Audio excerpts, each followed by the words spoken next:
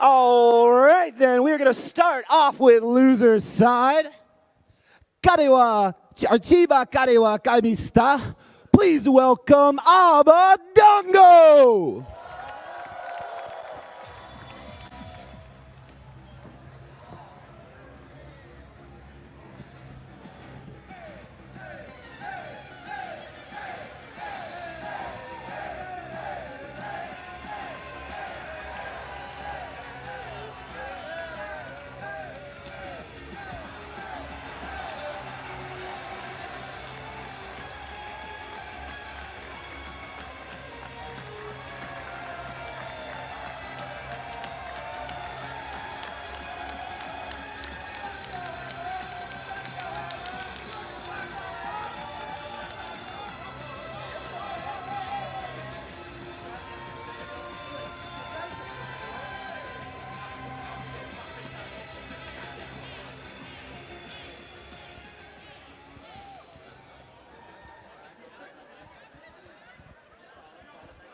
And his opponent, hailing from Louisiana, ladies and gentlemen, make some noise for Captain Zack.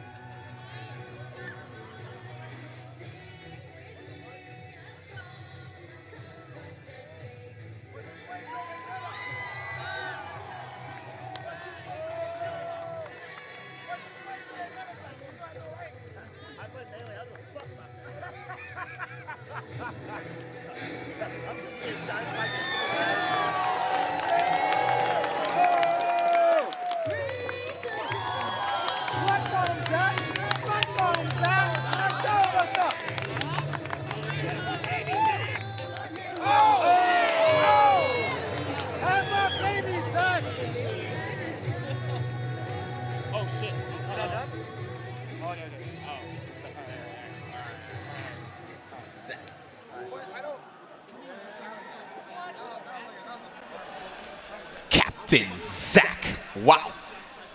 Wow. He killed it. I'm just happy he came back up with the Bayonetta ledge get up once again. He was looking smooth. And of course, Abadango coming in with the Pokemon Mewtwo theme. This is going to be some good stuff. That was pretty OD, man. I'm not going to lie. But, you know, like you mentioned before these players actually came out, you said we might even see the Bayo Ditto. So I wonder if that Mewtwo theme is even going to be relevant in this upcoming set. Well, I guess we'll have to wait and see. We do know that Captain Zack did actually defeat Salem in order to get here. So, will Abadango be confident in his Bayo to want to go for it, or will we see the Mewtwo? So you say that, though, Doom, or Virum, sorry, but who put him in losers? I believe it was another player playing Bayonetta. I'm not sure if I would call him a Bayonetta player, but another player playing Bayonetta. So it was MK Leo's Bayonetta that put Captain Zack into losers. So it should be interesting to see which character Abadango decides to go with.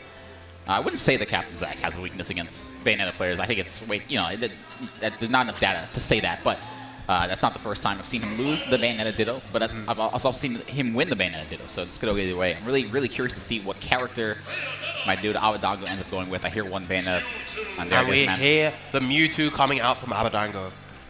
I'm excited. This is a very volatile matchup. Like you were saying earlier, we do have a Bayonetta-heavy kind of top 8. There's potentially, 4 Bayonetta players? Yep, up to 4. I'm not sure if there's going to be any more. I don't really think the other players. You never know, man. Everybody got a pocket Bayonetta these days. Smashville is going to be our pick to start things off here. This is game number 1, Smash 4, top 8 here at CEO 2018. Let's go!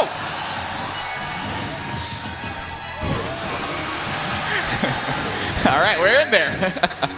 So yes, Mewtwo, Bayonetta. Doom, tell me on paper, what does this matchup look like, man? Mewtwo is obviously going to want to be playing very, very defensive. He's going to want to keep away, throwing out that Shadow Ball. We know Abadango is known for his defensive Mewtwo that has that amazing punish game. He loves to keep in the corners, but Zac is not letting him breathe at all. Yep, Mewtwo very light character, so really have to watch out. Those red sparks near the edge of the blast zone, he'll die a lot earlier than a lot of other characters will.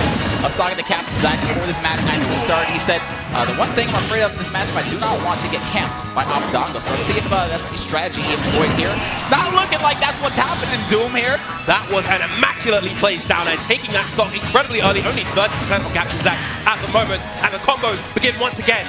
Not much camping you can do when you're down the stock, man. That said, though, we do know that Mewtwo does have an explosive punish game himself off of that neutral air and down tilt. Down air with a good tech coming out from Captain Zac. Oh, how did he know down here sitting upwards, ready for that tech too? He's going to stay alive, but Abadango doing his best to run this one back. Already has Captain Zac 84%. And man, they call Mewtwo the last cannon for a reason. Alright, yeah, oh, that's unsafe on shield. Abadango going to try to punish with the out of shield nair, not fast enough. And once again, Captain Zac is simply not allowing Abadango to get his room to breathe, to really start that defensive camping game that he wants to at the corners. You see that extra low recovery coming out from Captain Zac. You can tell he's a little spooked by that that down here. He got hit with it once and kind of got a new lease on life, but cannot get hit by another one of those. All right, Abadango back on stage. Once again, charging that Shadow Ball, but Captain Zac finding his way in once again. Yeah, this is very interesting. Abadango still looking for a way to close out that stock. That dash up smash is not going to do just yet, but the second one will indeed. Abadango is back in this game. Yes, only 69% on Abadango at the moment, and a couple of good hits from Mewtwo will definitely close the gap. 21% off of that Shadow Ball.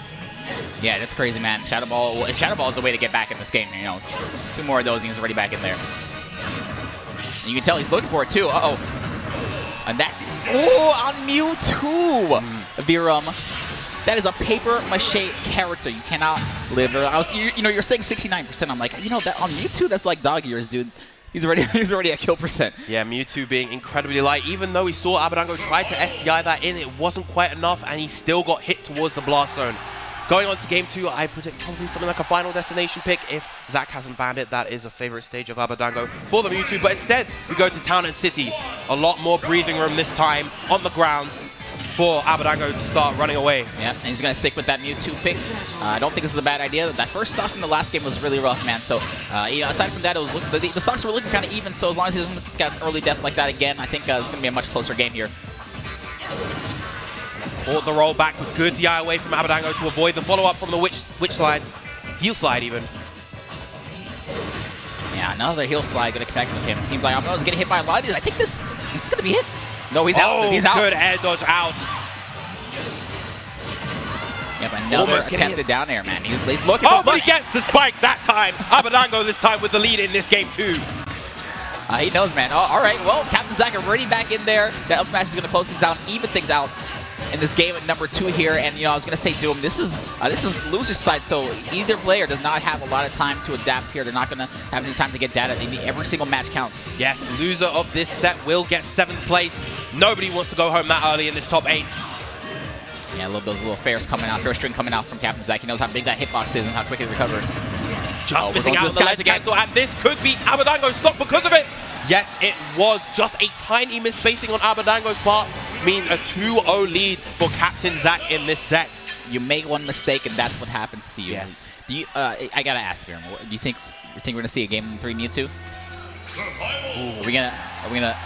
Well, it sounds like we are. Yes, gonna go right back into it. I was wondering, man. You don't have a lot of time in losers bracket. This could potentially be Abadango's last match of the tournament here, unless he figures something out in this neutral.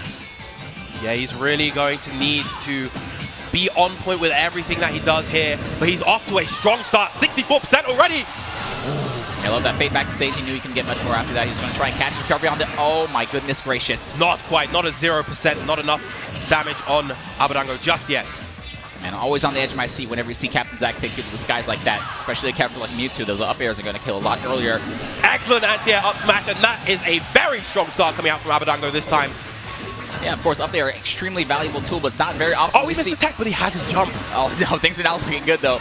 Taking a lot of damage here. He's going to make it back to stage, but not before taking 50%. You can tell he's trying to SDI out of these combos, but Mewtwo's so floaty, very hard for Mewtwo to get out of them. And one key thing that we're seeing from Abadango here is his ability to weave back in those situations where Captain Zack is really trying to maintain the advantage. You know what Abadango was always looking for, that witch twist, almost always poking through the bottom of the stage. Really good to trade with that down air. Beautiful, and once again we saw the fade back coming out from Abadango to avoid the down air right there. Reading the air dodge, but nothing. Yeah, Captain Zack definitely waiting for that air dodge. Got what he was looking for, but not fast enough with the punish. It's weird now.